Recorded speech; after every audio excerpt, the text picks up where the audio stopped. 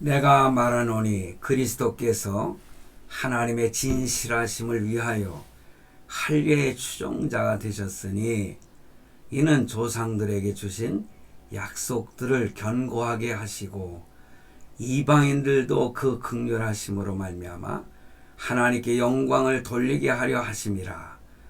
기록된 바 그러므로 내가 열방 중에서 주께 감사하고 주의 이름을 찬송하리로다 함과 같으니라. 또 이르되 열방들아 주의 백성과 함께 즐거워하라 하였으며 또 모든 열방들아 주를 찬양하며 모든 백성들아 그를 찬송하라 하였으니 또 이사야가 이르되 이새의 뿌리 곧 열방을 다스리기 위하여 일어나시는 이가 있으리니 열방이 그에게 소망을 두리라 하였느니라. 소망의 하나님이 모든 기쁨과 평강을 믿음 안에서 너희에게 충만하게 하사 성령의 능력으로 소망이 넘치게 하시기를 원하노라. 아멘. 오늘 말씀 로마서 15장 8절에서 13절인데요.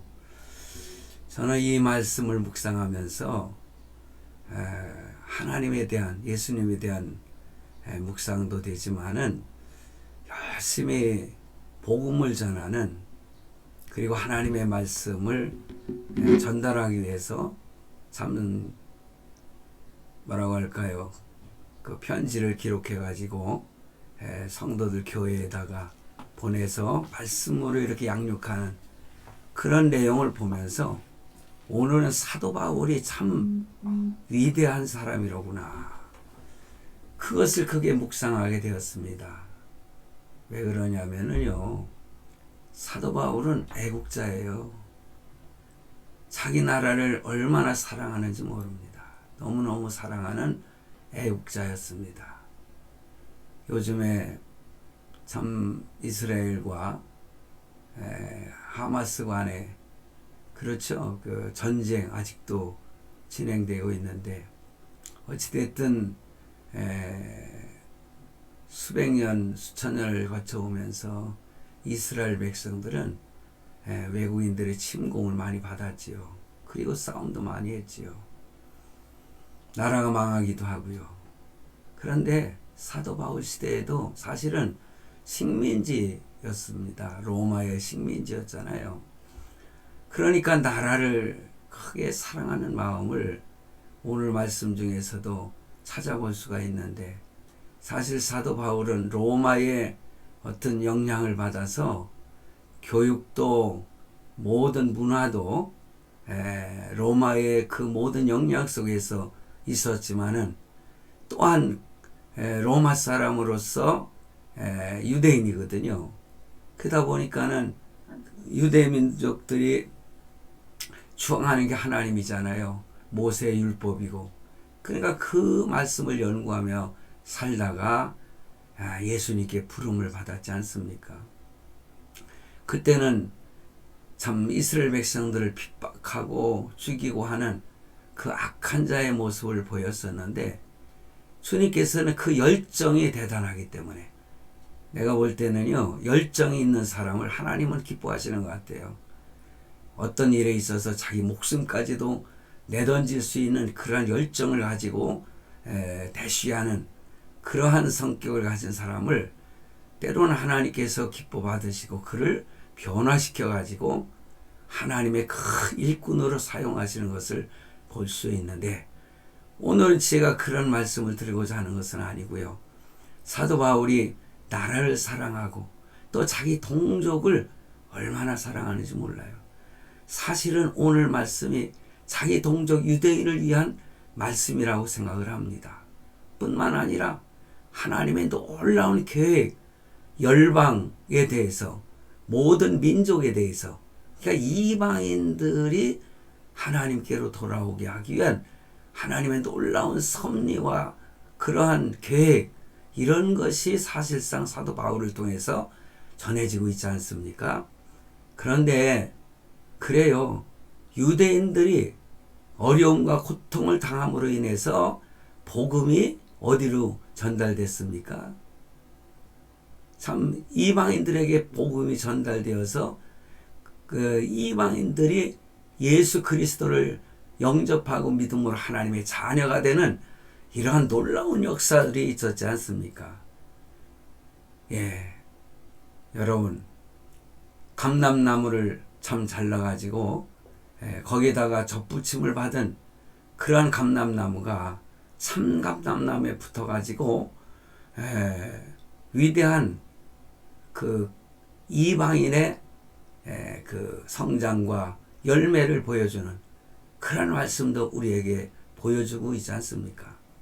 그래서 저는 오늘 말씀을 통해서 오늘 본문 말씀을 통해서 이방인과 유대인들이 이렇게 하나가 되었다는 또 하나가 되어라 라는 말씀을 하고 있는 거예요. 그래서 제가 오늘 제목을 예수의 피로 하나가 되었습니다. 바울이 이방인들에게 이 유대인으로서 예수 믿는 성도들에게 이 말씀을 증거를 하는 것이죠. 그래서 오늘 이 말씀을 중심으로 해서 전하고자 합니다. 이방인들과 유대인들의 관계가 뭔가라는 것이죠. 바울은 성도들에게 오늘 본문 말씀을 통해서 큰 권고를 하고 있습니다.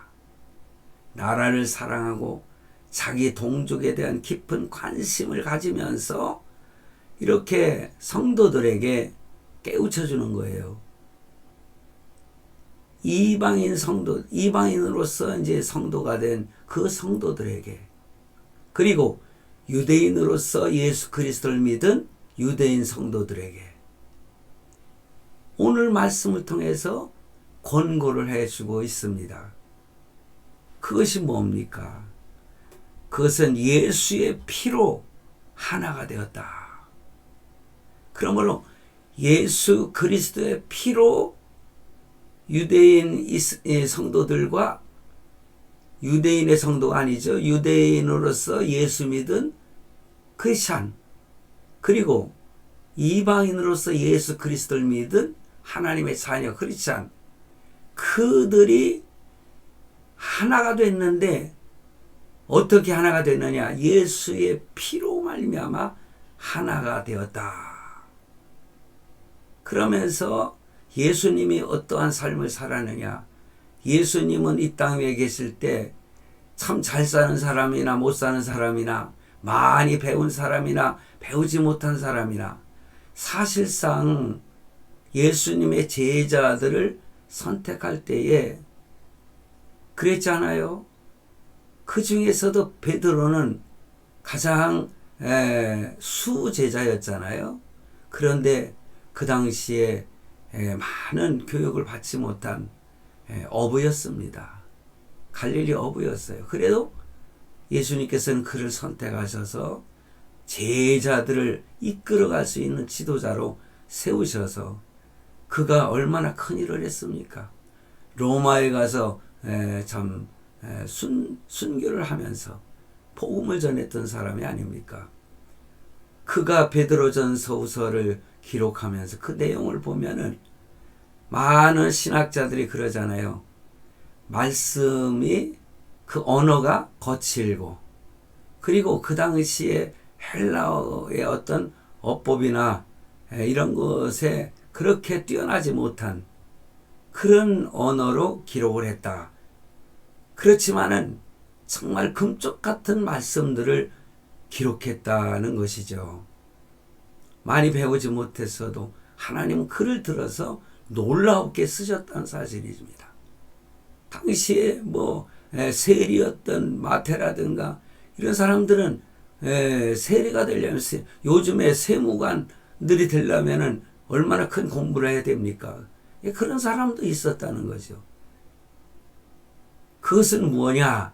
한마디로 말해서 차별함이 없어졌다 이거예요. 너는 잘났으니까 가까이 오고 너는 못났으니까 좀 떨어져라.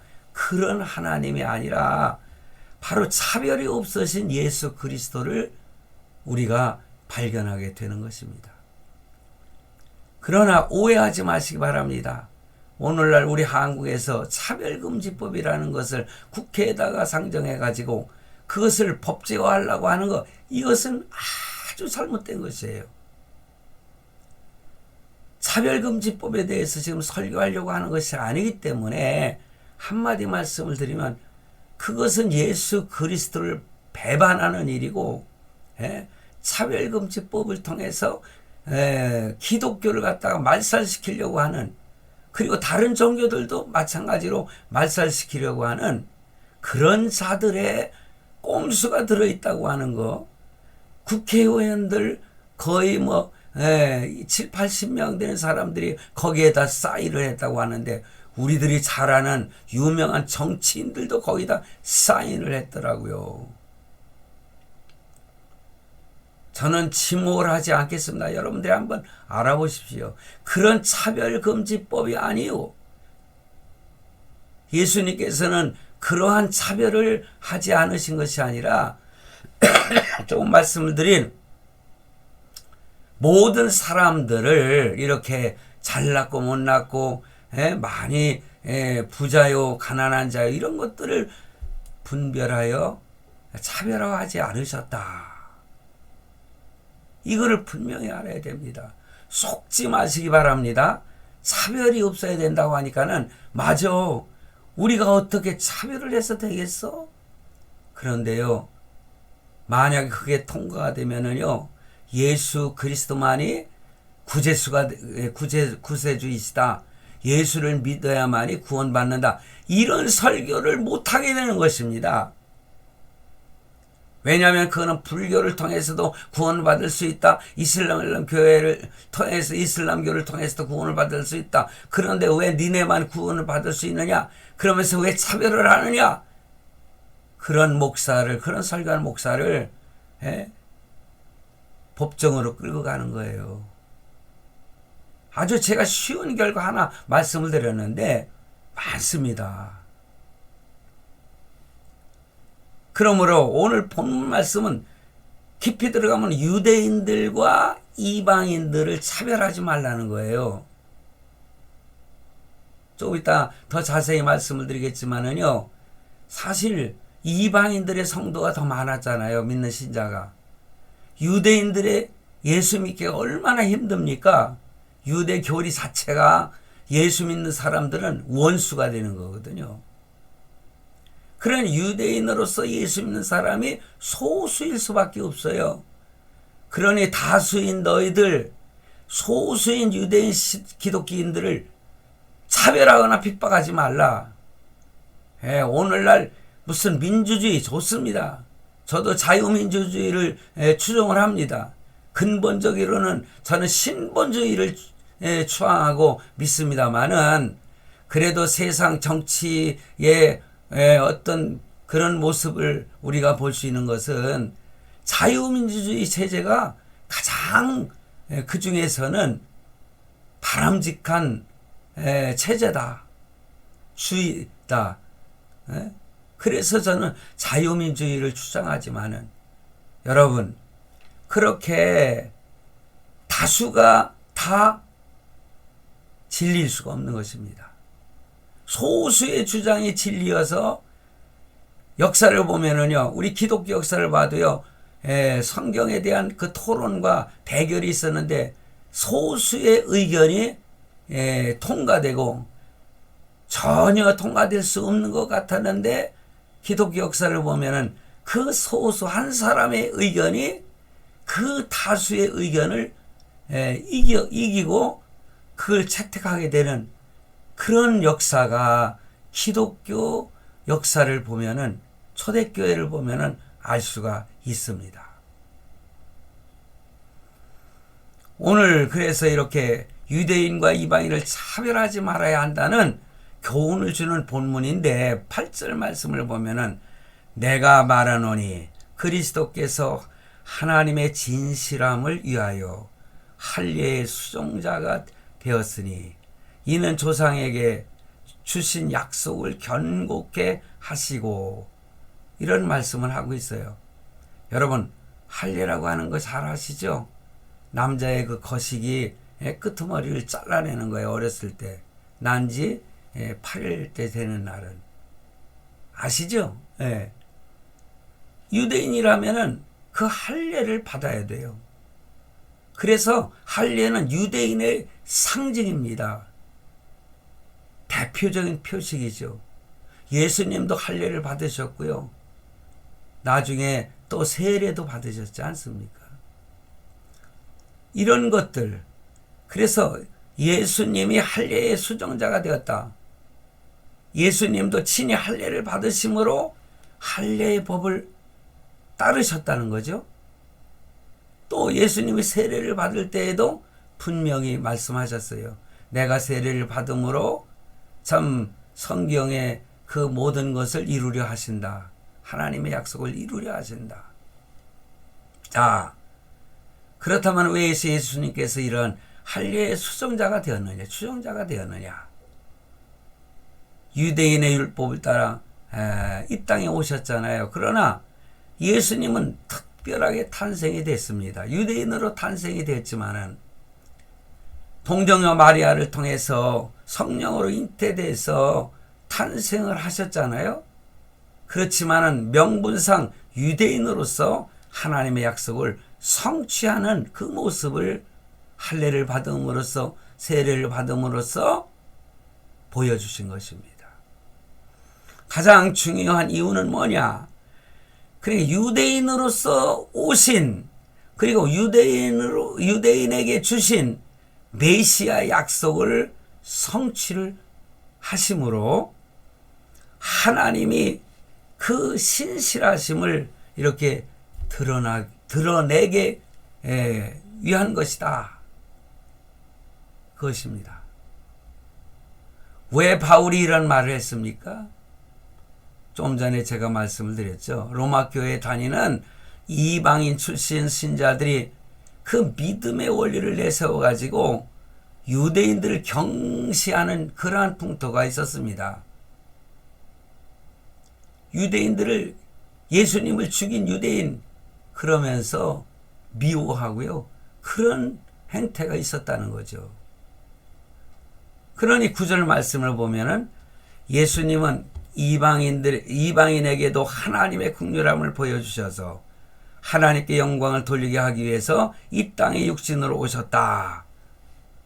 이렇게 말씀합니다. 쉽게 말하면 예수님은 이방인과 유대인과 그 유대인에게 모두 관심이 있다는 거예요. 이방인들에만 관심 있는 것이 아니죠. 첫 번째는, 그래서 제가 로마서를 설교하면서 지난번에 쭉 그런 설교를 했지 않습니까? 그러한 주님의 뜻을 따라 사도 바울은 유대인과 이방인에게 차별 없이 복음을 전했습니다. 사도 바울이 차별 없이 전했잖아요. 요즘에 그 터키 지역 있잖아요. 그 지역이 사도 바울이 열심히 전도 여행을 하면서 전도한 그러한 지역이에요. 그런데도 지금은 교회는 많이 사라져버리고 그 터키라고 하는 트르키예라고 이름을 바꿨지요. 근데 그 나라가 이슬람 국가가 된 것입니다.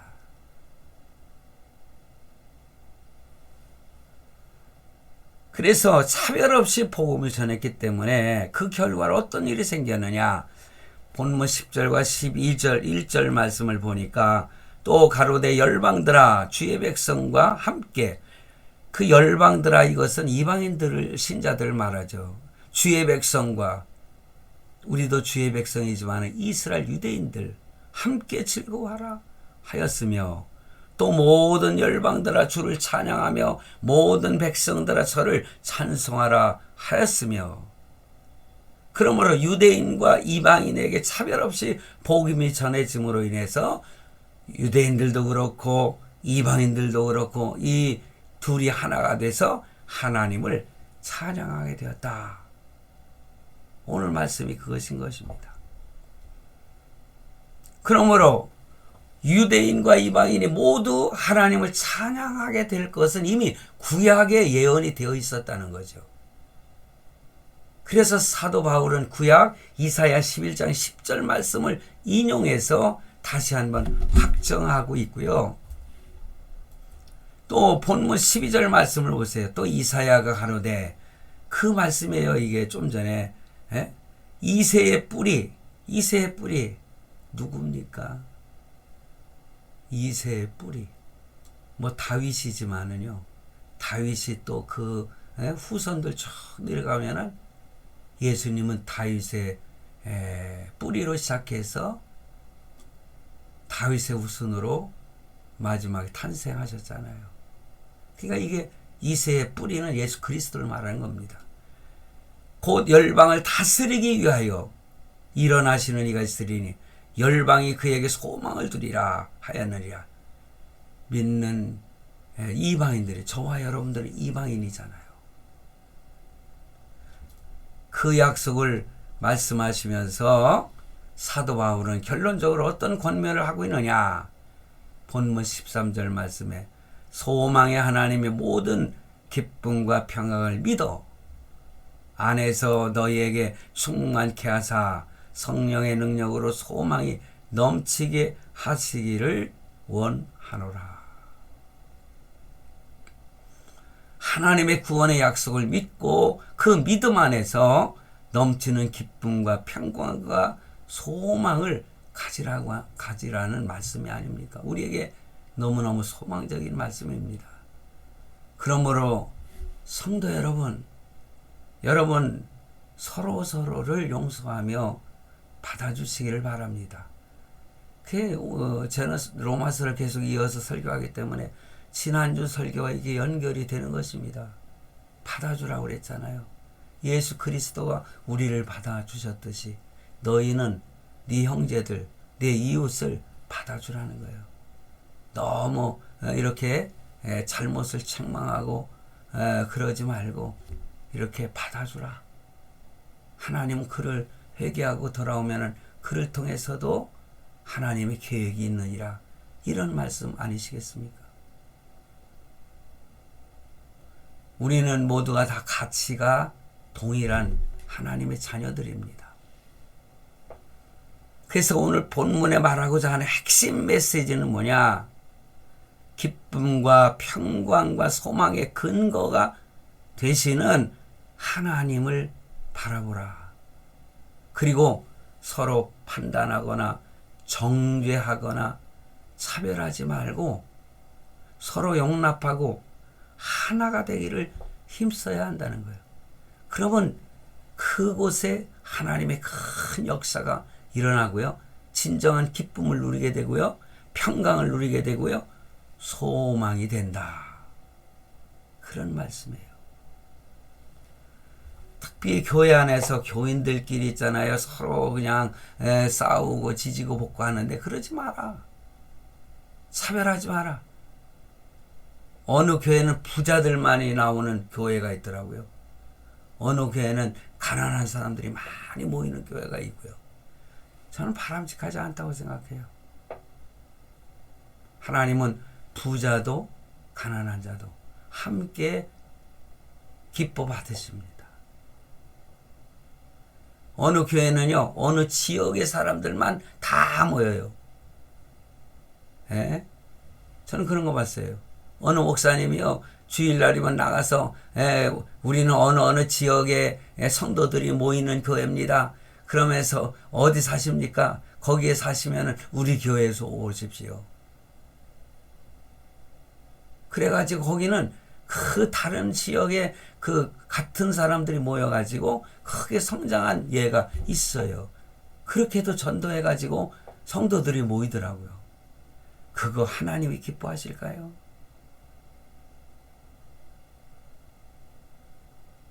하나님은 서울 사람도, 경기도 사람도, 충청도 사람도, 전라도 사람도, 강원도 사람도, 또 경상도 사람도, 제주도 사람도요, 다 기뻐 사랑하시고 받으시는 거예요.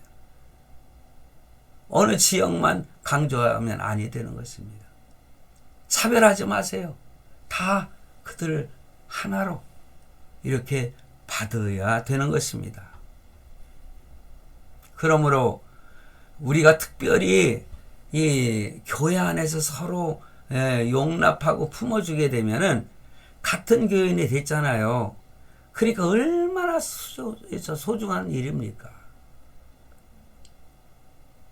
만일 우리가 예수를 믿지 않았다면은요, 다른 교인들과 전혀 관계가 없는 거지요. 그런데 예수를 믿으면서 어떻게 달라졌어요? 한 몸이 되고 한 가족이 되었다. 예수의 피로 한 몸이 되었다는 거예요. 한 교회가 되었다는 거예요. 그래서 이 땅에서 뿐만 아니라 영원한 가족이 되는 거잖아요. 예? 요즘에 그 채널 A를 제가 잘 보는데요. 거기에 보니까는요, 통일교 뭐 참부모, 참된 어머니, 이게 선전에 나오더라고요. 아주 가족을 갖다가 이렇게 하는 것처럼. 예? 그런데 참부모가 뭐라고 하는 여인입니까? 문선명입니까? 문선명이는 이미 죽어서, 예? 저는요, 단언합니다. 지옥에 갔을 거예요.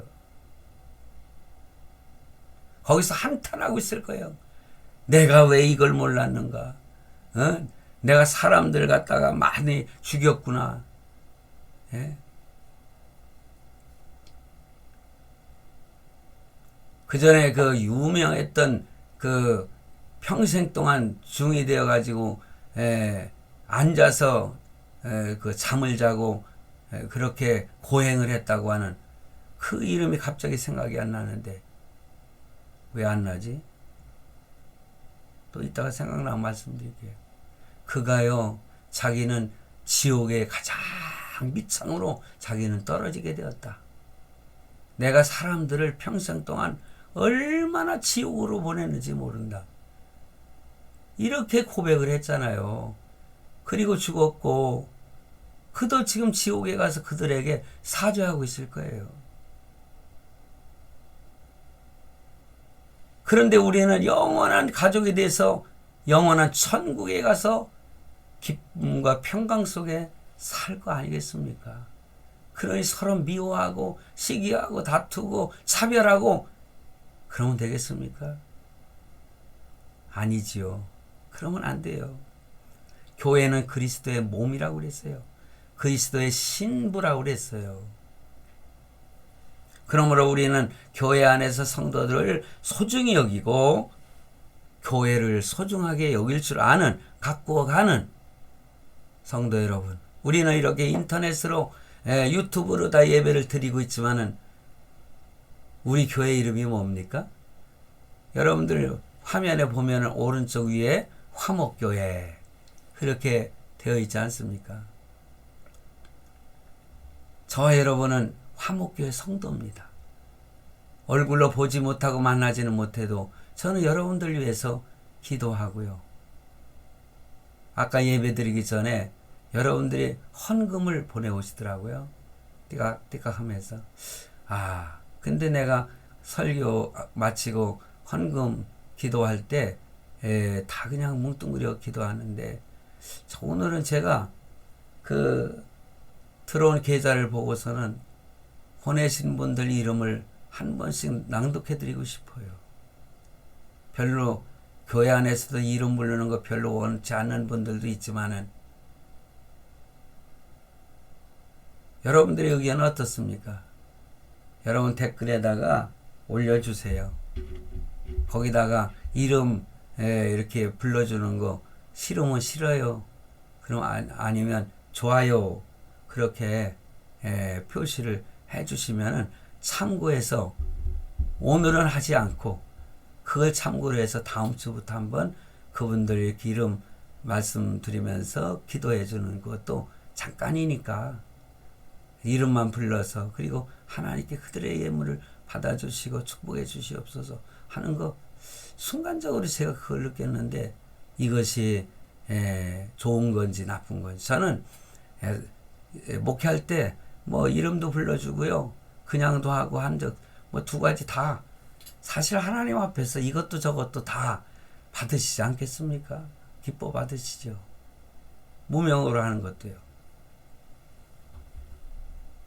여러분, 그러므로 교회를 볼 때 지난 주간에도 말씀을 드렸듯이 참 못나 보이는 그러한 교회도 만왕의 왕 대신 예수 그리스도의 신부고 지체 아닙니까? 예수님은 머리가 되시고, 그 거룩하신 예수 그리스도의 신부의 얼굴을 우리가 어떤 이유와 변명을 할지라도 상처를 낼 수가 없는 거죠. 그리고 신부의 옷을 찢고 더럽힐 수는 없는 거죠. 교회는 크나 작으나 못나게 보이거나 잘나게 보이거나 하나님의 신부라는 거예요. 하나님의 지체라는 거 변할 수가 없는 것입니다. 그런데 오늘 제가 강조하고 싶은 것은요, 에베소 2장 13절에 이런 말씀이 있어요. 이제는 전에 멀리 있던 너희가, 전엔 멀리 있던 이방인이 그리스도 예수 안에서 그리스도의 피로 가까워졌느니라. 할렐루야. 아멘. 그리스도의 피로 가까워졌다. 우리가 우리가 원하든 원치 아니하든 우리는 그리스도의 피로 가까워진 하나 된 사람들이에요. 우리 성도들은. 그래서 서로 위해서 기도해주고 서로를 위해서 사랑의 표현을 할 수 있는 그러한 성도가 되시길 바랍니다. 근데 오늘 또 강조하고 싶은 게 있어요. 특히 여러분, 한 가족이 있잖아요. 한 육의 부모를 가진, 영의 부모가 아닌 육의 가족. 육의 가족은요, 두 가지 피로 하나가 됐어요. 그게 뭡니까? 부모의 피로 하나가 되었고요. 그리스도의 피로 하나가 되었어요. 그러니 여러분, 그 피, 혈육, 이건 놀라운 관계예요. 요즘에 뭐 한 70억이 넘는 그런 사람들이야, 이 지구촌이.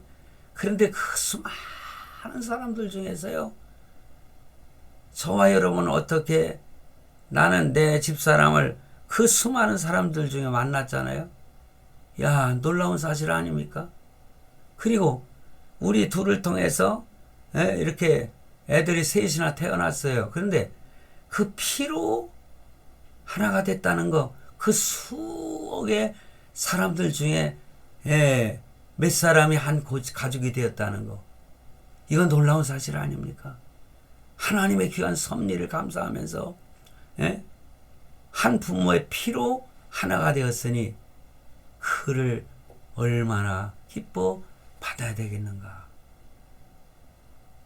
부모의 피로 그리고 그리스도의 피로 또 천국 가족이 되었잖아요. 그러니 우리는 한 가정에서도 감사만 있어야 된다. 그러므로 혼자 발버둥 쳐도 나 혼자만 완전해질 수가 없습니다. 서로 돕고 서로 겸손히 도움도 요청을 하고 부족한 것을 메꿔주고 이렇게 하면서 세워져 가는 거예요.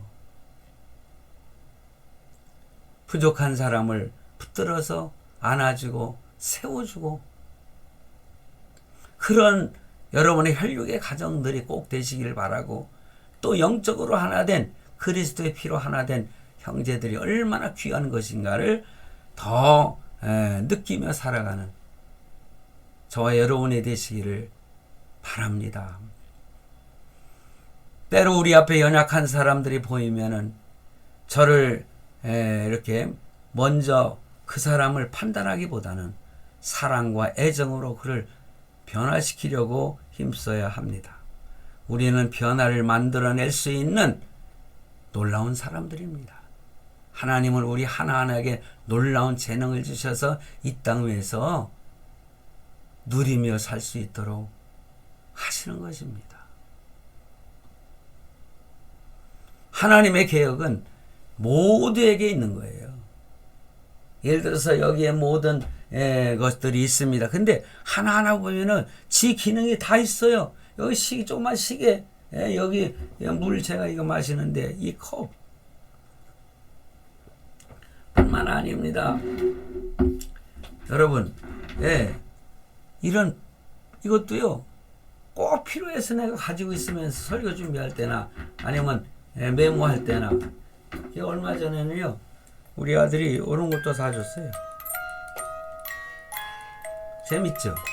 심심할 때 이거 하라는 거예요, 저보고. 이걸 누구 줄까? 그랬더니 안 된대요. 그래, 나도 그냥 네가 해준 거니까. 그래서 이런 것들 다 쓸모가 있어요. 참 이건 하나 보여드리고 싶은데 저건 비밀.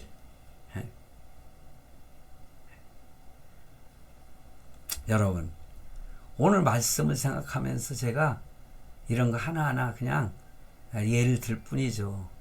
웃자고 하는 것은 아닙니다. 모든 것은 다 쓸모 있는 것이고 하나님이 만드실 때는 그 쓸모에 적합하게 만드셨다. 그러므로 모두가 다 가치 있는 사람이고 돌봐주어야 한다. 물질이 많은 자는 물질이 좀 적은 자들을 도우면서, 그러나 물질이 없는 사람은 그에 대한 감사로 더 열심히 일하고 열심히 또한 주의 일을 하고 하는, 그래야 되지 않겠어요? 부족한 사람이 우리 화목교회에서, 화목세계선교에서 작은 물질을 이렇게 선교하는 그런 것도 하지만은, 작지만은 그 선교 헌금을 받은 분들은 더 감사하면서 열심히 복음을 전하는 것입니다. 서로 협력하며 사는 것이죠. 여러분, 다른 말씀 드리고 싶지 않아요. 지난주일에도 설교했듯이 진짜 승리자가 누구냐 이겁니다. 바로 예수 피로 하나가 되어서 그 형제들을 내 몸처럼 사랑하고 하나님의 뜻을 이루는 자가 진정한 승리자가 되는 것입니다. 여러분들도 속으로 한번 말씀해 보세요. 우리는 예수 그리스도의 피로 하나 된 영원한 가족이다. 기도하시겠습니다.